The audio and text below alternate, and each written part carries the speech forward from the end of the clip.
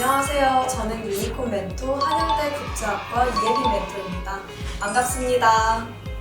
지금부터 저와 함께 국제학과에 대한 학과 정보를 탐색해 보겠습니다. 유니콘 멘토 멘토링이 앞으로 여러분들의 진학을 결정함에 많은 도움이 되기를 희망하겠습니다. 감사합니다. Hi guys, I'm Yebin Lee and I'm from Hanyang University Division of International Studies. And I'm here today to introduce what International Studies is and what the Division of International Studies is to you guys. 저는 한양대 국제학부에 재학 중입니다. 한양대 국제학부는 국제사회에 대한 폭넓은 이해와 지식을 가진 인재를 양성하는 걸 목표로 하는데요. 그렇기 때문에 1, 2학년 때는 학술, 영어 말하기와 글쓰기를 중점적으로 공부하고요. 3학년부터는 국제법 트랙과 국제경제 트랙 중 한 가지를 선택해 자신이 원하는 분야에 대해 더 깊이 공부할 수 있게 됩니다. 저희 국제학부에서는 국제 분야와 관련된 거의 모든 것을 배웁니다. 국제학부에 진학하시게 되면 우선 1학년 때는 영어로 글 쓰고 말하는 법을 배웁니다. 영어로 논문을 쓰게 될 수도 있고 보고서를 쓰기도 하고 스피치도 많이 연습합니다. 2학년, 3학년, 4학년이 되어서는 국제법, 국제정치, 국제경제, 경영, 그리고 외교나 글로벌 기업 전략 등 다양한 분야를 더 심도 있게 배웁니다. 이렇게 총 4년 동안 국제학부에서 공부하면 졸업할 때쯤에는 국제사회 전문가가 될 수 있습니다. 저는 아직 1학년이지만 선배님들한테 듣기로는 졸업 후에 다국적 기업에 취업하기도 하고 로스쿨로 진학하기도 하고 뿐만 아니라 연구원이 되고 싶어서 다양한 외국 대학원에 진학한다고도 알고 있습니다. 여러분 혹시 뉴스에서 UN이라고 들어보셨나요? UN은 가장 대표적인 국제기구 중 하나인데요. 국제기구에는 UN이나 그린피스, 여러분들이 많이 들어보셨을 유니세프 같은 기관이 포함되어 있습니다. 국제학부를 졸업하면 이런 국제기구에서 활동할 수 있는 역량을 갖추게 됩니다. 국제학부의 비전에 대해 이야기하기 전에 세계화에 대해 좀 말씀드리려고 하는데요. 여러분 혹시 세계화에 대해 들어보셨나요? 세계화는 예를 들면 저는 저번 주에 한국에 있는 미국 마트에서 독일 회사에서 만든 이탈리아 피자를 먹었는데요. 이런 것을 세계화의 효과라고 할 수 있습니다. 이렇듯 세계화 시대인 오늘날 국제학부의 비전은 더욱 높아질 것이라 생각합니다. 국제학부에서 공부하면 나중에 UN 같은 국제기구에서 일할 수도 있고 삼성이나 네슬레 같은 다국적 기업에서 일할 수도 있고요. 외국에 있는 로스쿨처럼 해외 대학원으로 갈 수도 있습니다. 이 밖에도 국제사회에 대한 전문 지식이 필요한 분야라면 어디든지 가서 역량을 발휘할 수 있게 됩니다. 여러분은 세계 곳곳에서 지금 아직도 전쟁을 하고 있는 국가들이 있다는 걸 아시나요?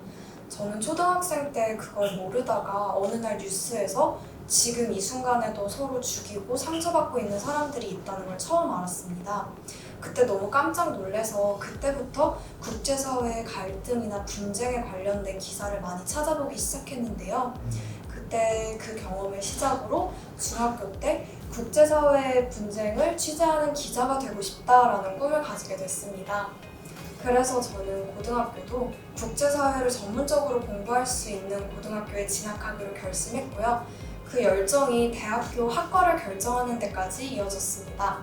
그때부터 그 꿈을 이루기 위해 다양한 활동도 하고 공부도 열심히 해서 지금은 한양대 국제학부에 입학해 공부하고 있습니다. 입시 방법이라고 하면 수시나 전시 이런 방법들을 많이들 알고 계실 텐데요. 국제학부의 경우에는 어떤 학교이든 특기자 전형이라는 전형이 따로 있는 경우가 있습니다. 저도 한양대 국제학부에 특기자 전형으로 입학했습니다. 학교마다 조금씩 다르긴 하지만 특기자 전형은 보통 영어로 말하고 글 쓰는 능력을 평가하는 전형입니다. 그렇기 때문에 저도 영어로 편하게 말하고 글 쓸 수 있을 때까지 수십 번을 말하고 쓰는 연습을 했는데요. 특히 국제학부를 준비했기 때문에 다른 친구들이 수능 공부를 하거나 내신 공부를 할 때도 저는 틈틈이 국제사회 뉴스를 읽어보고 요약하면서 면접이나 글쓰기 전형에 대비했습니다. 제가 생각하기에 특기자 전형을 준비하면서 가장 중요한 건 영어로 편하게 생각하고 말하고 쓸 수 있는 능력이라고 생각하는데요. 이게 내신에서 공부하는 영어나 수능에서 시험 보는 영어랑 조금 다르게 읽고 답안을 체크하는 것에서 끝나는 게 아니라 제가 직접 생각하고 그걸 표현할 수 있어야 돼서 저는 그 능력을 함양하려고 되게 여러 번 영어로 글을 써보기도 하고 기사문을 요약하는 연습도 하고 아침마다 친구랑 같이 별거 아닌 수다도 영어로 연습하곤 했습니다. 그래서 저처럼 국제학부에 가고 싶어서 특기자 전형을 준비하는 학생들이 있다면 이렇게 일상에서 계속 영어를 활용하는 식으로 준비를 하시면 좋을 것 같아요. 국어 과목의 경우에는 특별한 비법 같은 건 없었지만 선생님이 주시는 제시문을 되게 여러 번 읽어보려고 했고요. 특히 비문학 부분 공부를 할 때 시간을 쫓기는 경험이 많았어서 타이머를 가지고 재면서 제 시간 안에 푸는 연습을 많이 했던 기억이 납니다. 비문학 제시문이라고 하면 보통 저희가 잘 모르는 정보에 대해 알려주는 글인 경우가 많잖아요. 그래서 저는 그런 어려운 글들을 빨리빨리 이해하려고 저만의 기호를 만들어서 글을 쫙 스캔하는 연습을 많이 했어요. 저만의 기호라고 하면 세모, 네모, 동그라미, 물결 아니면 조금 여유가 있으면 형광펜까지 활용을 해서 이런 부분에서 뭐 문장이 달라진다, 글의 분위기가 달라진다, 이 문장 둘은 서로 상반되는 문장이다 이런 부분을 체크하면서 글을 읽었습니다. 그렇게 연습을 하니까 아무리 처음 보는 개념에 대한 비문학 지문이라고 하더라도 글을 파악하는 게 훨씬 쉬워지더라고요. 저는 초등학교 때도 중학교 때도 영어 성적이 좀 잘 나오는 편이었어서 항상 제가 영어를 잘한다고 생각을 했거든요. 근데 고등학교를 갔더니 영어가 확실히 훨씬 어려워지더라고요. 그래서 고등학교 1학년 때 처음 중간고사를 봤는데 생전 처음 받아보는 점수랑 등수가 나와서 엄청 울면서 영어 선생님이랑 상담을 했던 기억이 납니다. 그때 영어 선생님께서 예빈아, 영어 성적이 잘 나오는 선배들을 보면 지문을 20번, 30번도 넘게 읽어라고 말씀을 해주셨는데요.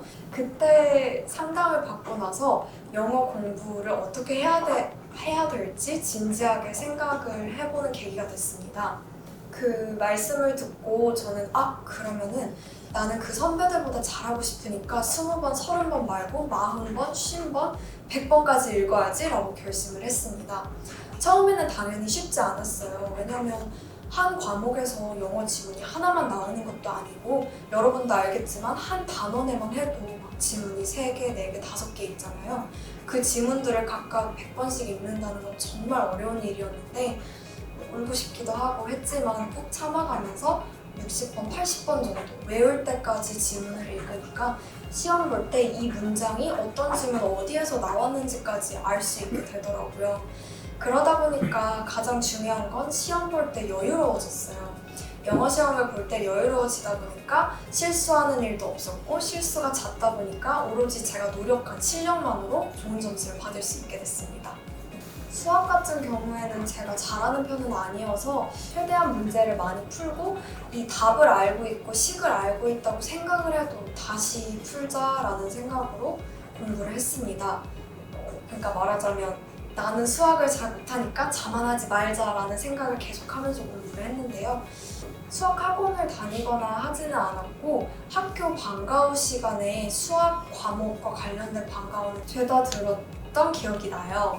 아침에 하는 아침 수학 방과후도 듣고 수업 시간에 공부하고 자습 시간에 하고 이제 방과 후에 진행하는 수업까지 듣고 이러다 보니까 수학 성적이 낮았던 저라 하더라도 계속 많이 풀어서 결국에는 성적이 오르게 되더라고요. 저는 세종국제고등학교를 다녔기 때문에 사회 과목이라고 하면 국제정치랑 국제법이랑 국제경제 과목을 공부했어요. 국제정치 과목을 공부한다고 하면 좀 생소하게 들릴 수도 있는데 국제정치를 이렇게 바라볼 수 있다, 이런 관점이 있다. 국제정치학에는 이런 학자들이 있다, 이런 걸 배웁니다. 여기서 국제법이랑 국제정치가 암기 과목이라고 할 수 있을 텐데 특히 국제법 과목에서 제가 진짜 인상 깊은 것 중에 하나가 선생님께서 국제법 조항을 잔뜩 주시고 그걸 전부 외워서 시험을 보라고 하셨던 적이 있어요. 그래서 그때 친구들이랑 정말 많이 슬펐는데 국제법에서 국제법 조항을 빈칸 뚫어서 그 빈칸에 맞추는 시험을 보기도 했고요.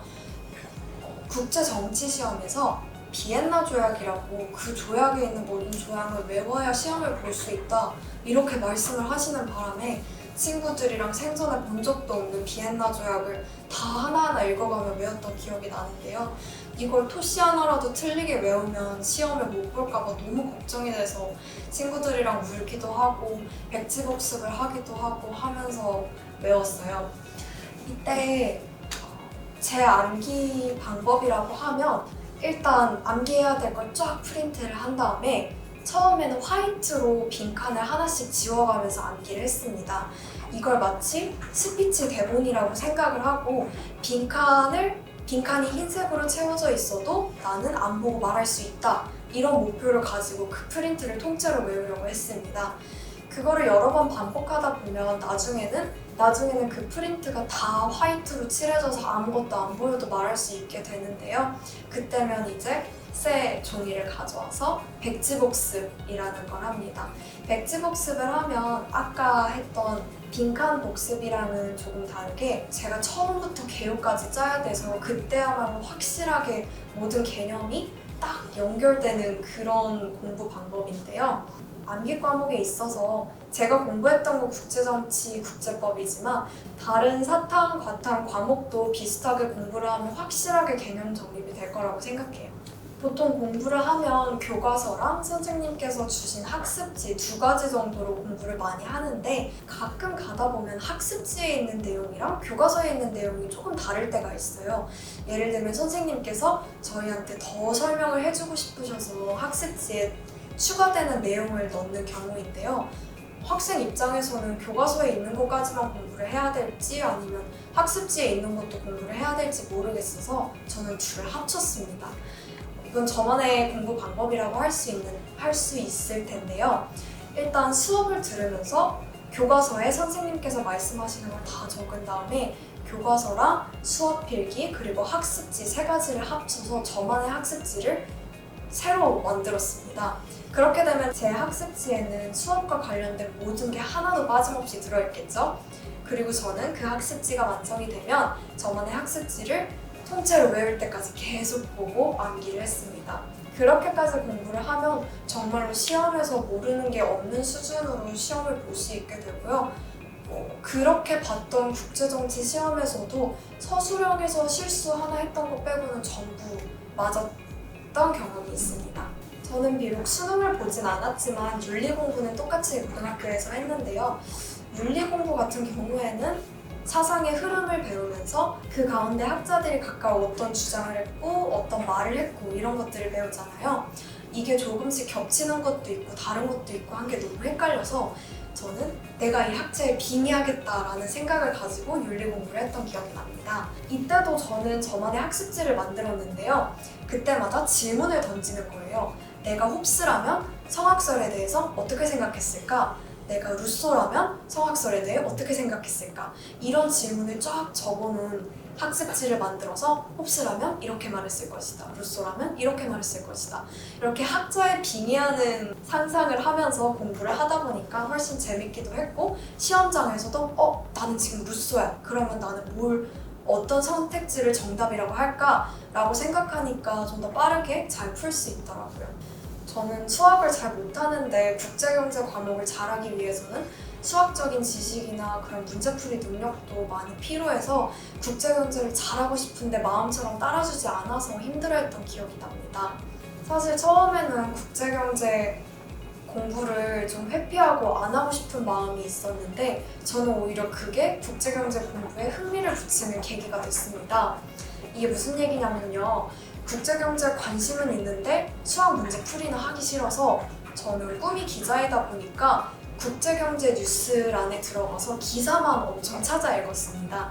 기사는 글로 되어 있으니까 읽기도 편하고 뭔가 수학적 지식을 요구하는 것 같진 않은 느낌이어서 훨씬 접근하기 쉬웠거든요. 근데 오히려 국제경제를 공부하면서 새로 배운 개념이나 이론이 제가 평소에 읽는 기사에 그대로 등장하는 거 보니까 너무 신기하고 재밌더라고요.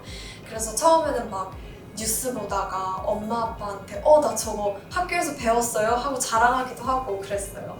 그런 식으로 국제경제에 다른 친구들보다는 조금 늦지만 그렇게 조금씩 흥미를 붙여 나가다 보니까 수학적 지식을 요구하는 부분이 있고 여전히 조금 힘들긴 했지만 그래도 재밌게 참고 공부할 수 있는 그런 원동력이 되더라고요. 그래서 저는 국제경제 과목을 좀 더 수월하게 공부할 수 있었던 것 같아요. 국제학부에 가기 위해서 저는 아까 말씀드렸던 것처럼 가장 중요한 영어를 열심히 공부했고요. 사회 과목도 열심히 공부를 했는데 그건 이제 제가 워낙 흥미가 많다 보니까 저절로 열심히 공부하게 되었습니다. 저희 학교 국제학부에 가기 위해서는 1차로 영어 글쓰기 시험을 통과해야 했는데요. 그때 제시문을 보고 저의 생각을 글로 쓰는 그런 시험이에요. 거기서 나오는 제시문이 보통 국제사회 갈등이나 아니면 국제경제 상황이 이렇다, 국제사회에는 요즘 이런 문제가 있다, 이런 내용들이 많이 나오거든요. 근데 평소에 그런 건 관심을 가지고 뉴스를 보거나 배우지 않는 이상 알기 어려운 부분들이어서 그래서 저는 뉴스를 보다가도 해외 토픽과 관련된 뉴스가 나오면 귀를 쫑긋 세우고 집중해서 들었습니다. 그거 말고도 요즘에는 이메일을 통해서 뉴스레터를 전달해주는 그런 신문사나 방송사가 많은데요. 저는 한국에서 뉴스를 듣는 걸로는 조금 부족하다고 생각을 해서 직접 해외 언론사에서는 어떤 기사를 내는지도 알아보려고 뉴스레터 구독을 했었는데요.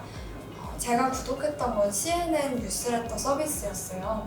그러면 매일 아침 CNN에서 세계 각지에서 이런 일들이 일어나고 있다. 지금 경제 상황은 어떻다. 이 나라와 이 나라가 또 갈등을 빚고 있다. 이런 것들을 요약해서 메일로 보내주거든요. 그걸 매일매일 체크하면서 머릿속에 담아두고 글쓰기 시험에서 제시문으로 나오거나 아니면 면접장에서 제시문으로 나왔을 때 내 생각은 어떻게 말할 수 있을까를 계속 고민했습니다. 내신 공부를 했을 때랑 본격적으로 입시 준비를 했을 때랑 시간 관리 방법이 조금 달랐는데요. 내신 공부를 할 때는 최대한 많은 시간을 투자하는 게 제일 중요하다고 생각해서 조그만 타이머를 하나 사서 타이머를 들고 다니며 제 순공 시간이라고 하죠. 순수한 공부 시간을 측정하는 방식으로 공부했습니다. 그걸 이제 타이머를 들고 다니면서 꼭 자습 시간이 아니더라도 쉬는 시간에 오늘 이 부분에 이만큼 암기했다 하면 타이머를 누르고 오늘 아침 친구들보다 조금 일찍 일어나서 공부했다 하면 그때도 그게 5분이든 10분이든 1시간이든 꼼꼼히 다 기록을 했는데요. 그 기록된 시간을 매일매일 플래너에 다시 적어서 한눈에 볼 수 있게 해두고 계속 스스로 공부 시간을 점검했어요. 그러니까 예를 들면 암기도 그렇고 암기뿐만 아니라 영어나 국어 과목에서도 제가 아까 여러 번 회독을 하는 게 중요하다, 회독을 하는 방식으로 공부했다고 말씀드렸잖아요. 그러려면 사실 절대적으로 많은 시간이 필요하거든요. 그렇다 보니까 저는 아침에 침대에서 좀 늘쩡거리는 시간도 아니면 점심시간에 줄 서서 기다리는 시간도 좀 아깝게 느껴지더라고요. 그걸 하나하나 모아서 공부 시간으로 바꾸면 그게 하루에 1시간, 2시간, 3시간까지도 될 수 있을 거라고 생각해서 타이머 공부법을 시작한 거였어요. 그때 매일매일 플래너에 오늘의 학습 시간을 적으면서 했던 생각은 오늘은 어제보다 1분이라도 더 공부하자 이런 생각으로 했거든요. 그래서 당장 정독실에서 일어나서 침대로 가고 싶어도 어제 16시간을 공부했으니까 오늘은 적어도 16시간 1분을 해보자 라는 마음으로 1분이라도 더 앉아있다 보면 결국 한 문제라도 더 풀게 되고 한 페이지라도 더 보게 되더라고요. 그런 식으로 어제의 나와 비교하면서 공부를 하다 보니까 공부량도 늘고 실제로 공부하는 효율이나 성적도 올랐던 것 같습니다. 저는 고등학생 때 가장 큰 고민이 진로 고민이었어요. 제가 비록 국제사회 분야가 가장 큰 관심사이기는 하지만 워낙에 관심 있는 분야가 많았거든요. 교육 분야에도 관심이 있고 사회 문제에도 국내 사회 문제에도 관심이 많았고 언어 중에 아무래도 영어를 많이 사용하다 보니까 영어나 언어학에 대해서도 관심을 가지게 되더라고요. 그런데 진로 설계를 하다 보면 어떤 선생님들께서는 하나의 목표를 가지고 좀 확실하게 생기부를 구성하는 게 좋다라고 조언하시는 선생님도 계시고, 다양한 분야를 공부한 걸 좀 드러내는 게 좋다라고 조언해 주시는 분도 계시거든요. 근데 저는 후자의 경우였는데, 고등학교 1, 2학년 때는 제가 다양한 분야에 관심을 가지는 게 단점이라고 생각을 했어요. 다른 친구들처럼 하루빨리 한 과목이나 한 분야에 딱 정착을 해서 여기를 깊이 있게 심도 있게 공부를 해야 되는데, 저만 이것 조금 저것 조금 공부하는 것 같고, 그러다 보니까 뭔가 대학에서 제가 전문성이 없다라고 생각할까 봐 걱정이 많았거든요. 그래서 계속 고민을 하다 고등학교 3학년 때 한 선생님과 상담을 했는데, 그때 선생님께서 쭉 들어보시더니 어떤 과목이나 어떤 학과로 너의 생기부를 요약하려고 하지 말고 키워드로 생각해보라고 하시더라고요. 저는 그게 되게 관점의 전환이었어요.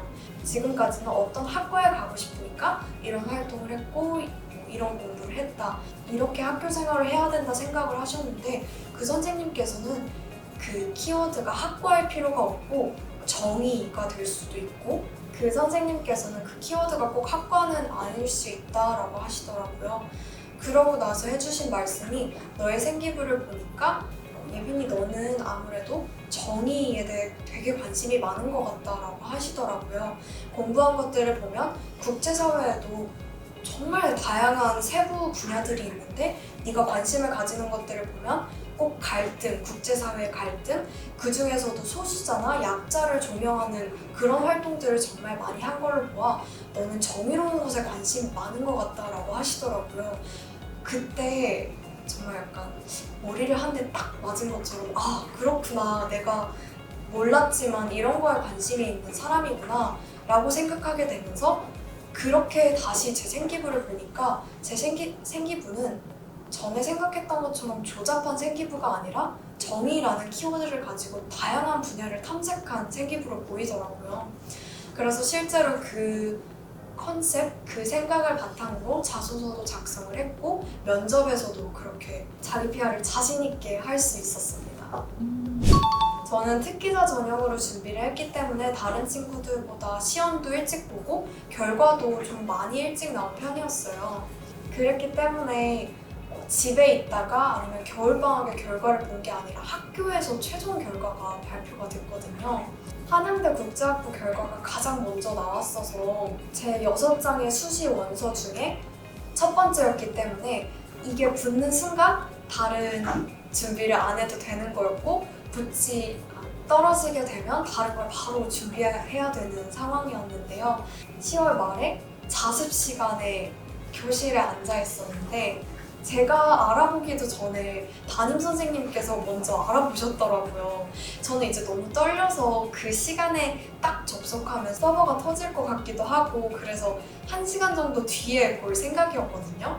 근데 자습 시간에 이제 앉아있는데 담임 선생님께서 딱 문을 열고 들어오시더니 너 됐다고 그러셔서 너무 깜짝 놀란 기억이 있습니다. 제가 제 눈으로 확인한 것도 아닌데 딱 선생님께서 말씀해 주셔서, 아, 선생님도 저도 많이 기뻐하고, 다른 친구들은 아직 공부하고 있는데 저는 한참 전에 결과가 나온 거였어서 막 속으로 엄청 좋아하고 빨리 넷플릭스 봐야지 막 이랬던 기억이 납니다.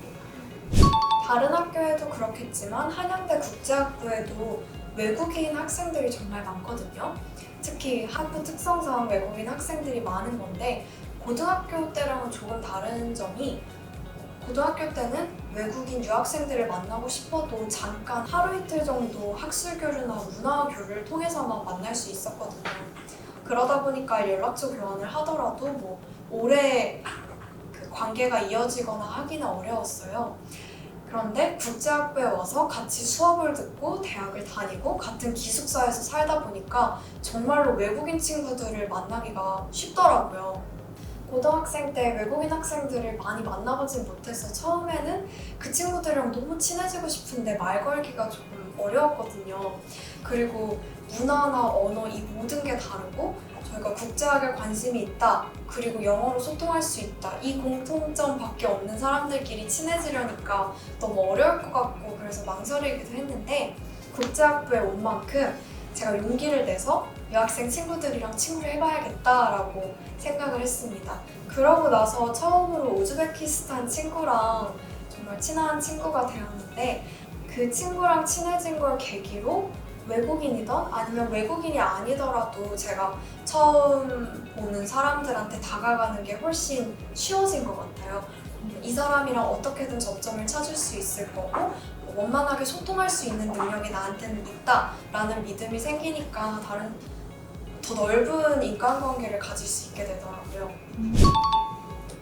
고등학교 때는 동아리 활동을 할 때 아무래도 생활기록부가 좀 신경이 쓰여서 학술적인 동아리 위주로 가입해서 활동을 했는데 대학에 왔으니까 이번에는 진짜로 내가 하고 싶은 동아리를 가입을 해봐야겠다라고 생각을 했어요.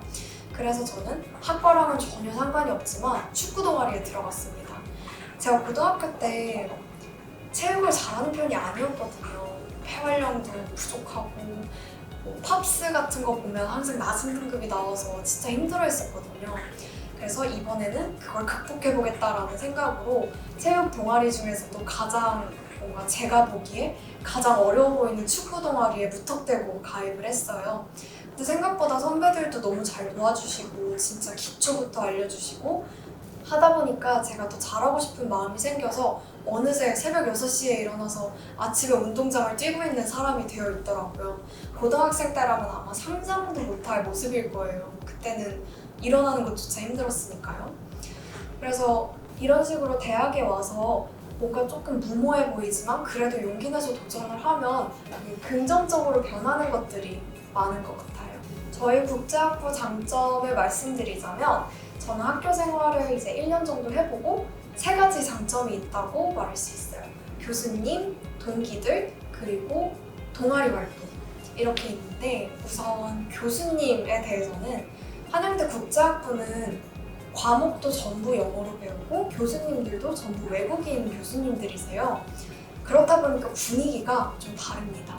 제가 교양은 한국어로 들어서 한국인 교수님들한테도 수업을 받고 제 전공 교수님들인 외국인 교수님들한테도 수업을 받는데 그러면 확실히 한국인 교수님들이랑 수업할 때는 존댓말도 쓰고 존칭도 쓰고 하다 보니까 살짝 딱딱한 느낌이 있어요. 질의응답을 할 때라던가. 근데 저희 국제학부 교수님들께서는 꼭 영미권이 아니더라도 영어만 사용하는 국가면 어디서든 오시기 때문에 훨씬 더 편하게 소통할 수 있는 느낌이 확실히 있습니다. 교수님을 일단 교수님이라고 부르지 않고 미스터 누구누구 이렇게 부르기도 하고 또 영어라는 언어에는 존댓말이 없다 보니까 영어를 사용해서 말씀을 드리면 뭔가 좀 더 편하게 교수님 오늘 아침에 뭐 드셨어요? 막 그 교수님께서도 너무 편하게 나 오렌지 주스 먹었는데 셔츠에 엎었어 막 이런 식으로 말씀을 해주시거든요. 그래서 그런 점이 아마 학생으로서 교수님과 편하게 소통할 수 있다. 그런 점이 국제학부의 큰 장점인 것 같습니다. 그리고 두 번째로 동기들에 대해서는 아까 살짝 말했던 것처럼 외국인 학생들이 정말 많잖아요. 제가 친해지게 된 우즈베키스탄 친구도 저랑 전혀 다른 문화권에서 온 친구여서 저뿐만 아니라 서로 배우는 게 굉장히 많았거든요. 우즈베키스탄 친구를 통해서 말로만 들었던 할랄 음식에 대해서도 생각하게 되고 편의점에 가서 그 친구가 자기는 돼지고기를 먹을 수 없어서 먹을 수 있는 게 새우탕밖에 없다라고 말했던 게 기억에 남는데 그런 식으로 진짜 문화 차이라는 걸 피부로 느껴볼 수 있는 경험을 할 수 있었어요. 그리고 꼭 외국인 유학생이 아니라고 하더라도 외국에서 유학을 했거나 오랜 기간 살았던 친구들이 많기 때문에 그 친구들한테 호주의 문화는 이렇구나, 영국의 문화는 이렇구나, 미국의 문화는 이렇구나 하고 배울 수 있는 점들이 너무 많아서 그렇게 다양한 문화권의 동기들과 친구가 될 수 있다는 점, 세계화를 정말 그 작은 공간에서 느낄 수 있다? 그 점이 장점인 것 같습니다. 마지막으로 저희 국제학부 학생으로서 할 수 있는 대표적인 동아리 활동들에는 모의유엔, 그리고 영어 디베이트 동아리, 그리고 한글라라고 해서 국제교류 프로그램 활동이 있는데요. 국제학부에서는 영어로 소통하는 방법도 배우고 워낙에 외국인 유학생들과 교류하는 경험이 잦다 보니까 이런 동아리 활동이나 이런 프로그램에 관심이 많으면 되게 적극적으로 그리고 편하게 임할 수 있는 게 또 장점인 것 같습니다. 저는 코로나 시국에 딱 대학을 입학한 새내기라서 줌 수업으로 전면 비대면 수업을 하기도 했고 그런 어려움들이 있기는 했는데 여러분들이 대학에 가실 때는 그렇지 않을 거니까 아마 꿈을 가지고 목표를 가지고 대학에 입학을 하신다면 아마 여러분은 큰 어려움 없이 대학 생활을 즐기실 수 있을 거라 믿습니다. 약간 아쉬운 게 있다면 저는 제가 국제학부에 가니까 국제사회 분야에만 집중하면 될 거라고 생각을 했거든요. 근데 막상 와보니까 꼭 사회 문제가 아니더라도 영어 자체를 유창하게 할 수 있어야 됐어서 그때 제가 영어로 된 소설이나 영화를 좀 더 많이 보면 재밌게 그리고 잘 공부할 수 있지 않았을까 그런 생각을 합니다. 제가 그때 기사처럼 정보성 글만 많이 읽고 소설처럼 길게 문장이 엮여져 있거나 한 번에 많이 읽어야 되는 글은 별로 안 읽었거든요. 근데 막상 국제학부에 오고 보니까 그렇게 긴 글도 잘 읽어야 되고 꼭 학술적인 영어가 아니더라도 생활 영어도 잘해야 돼서 아마 고등학생 때로 돌아간다면 영어 소설을 좀 더 많이 읽을 것 같아요. 제가 처음 국제학부에 대해 들었을 때 국제학부가 정말 매력적이라고 생각했던 이유가 제가 관심 있는 분야가 정말 많거든요. 그래서 고등학교 생기부에도 분야 불문하고 다양한 분야에서 활동을 했던 건데요. 그게 저의 특징이고 그게 저의 적성에 맞다고 생각해서 국제학부를 온 것이기 때문에 물론 고학년이 되면 특정 분야를 심화해서 공부하긴 하겠지만 아직 1학년 때는 그런 제 특기랑 적성을 살려서 최대한 다양한 경험을 해보는 걸 목표로 하고 있습니다. 학과 탐색을 하다 보면 내가 관심 있는 분야가 잘 알려지지 않은 분야인 것 같다라는 생각을 하게 될 때가 있어요. 실제로 국제학과도 많은 대학에 개설되어 있는 학과는 아니거든요. 그리고 그 중에서도 제가 관심을 가졌던 분야는 조금 비주류 분야였어서 고등학생 때 이 분야로 나아가면 안 되는 건가 이런 생각을 하기도 했었거든요. 근데 만약 저랑 비슷한 고민을 하고 있는 학생들이 있다면 저는 그럼에도 불구하고 그냥 한번 도전해보라고 말씀드리고 싶어요. 저는 동아리가 없어서 제가 동아리를 만들었고 알려주시는 선생님이 없어서 제가 직접 선생님께 여쭤보고 그랬거든요. 그렇게 제가 나서서 적극적으로 하다 보면 결국에는 다른 분들이 도움을 주시게 되어 있더라고요. 실제로 저도 가망이 없다고 생각했는데 그래도 선생님께 여쭤보자 해서 상담을 받았더니 대학에 계신 교수님께 연결해 주셔서 공부할 수 있었던 경험도 있었고 정 도움을 주실 수 없다고 해서 제가 직접 시청에 가서 인터뷰를 하기도 했거든요. 그런 식으로 제가 먼저 한 걸음 떼면 다른 분들이 어떻게든 도와주실 수도 있으니까 뭔가 막막해지는 순간이 있더라도 망설이는 시간을 최대한 줄이고 한 걸음 용기 내서 나아가 보셨으면 좋겠습니다. If I were to give an advice to students like you, I'd say first, have courage, and second, believe in yourself. I know there will be hard times, especially like really difficult times when we prepare for college and study in middle school and high school, but the reason why I say having courage and believing in myself is important is because they are what makes me overcome those difficulties. So even if you face challenges, just please remember that what you think is the answer will be the answer to you. Always have courage and believe in yourself. If there's any student who's interested in international studies, whether or not it's our school, I really hope you guys would be able to study further about this field in the future. Thank you.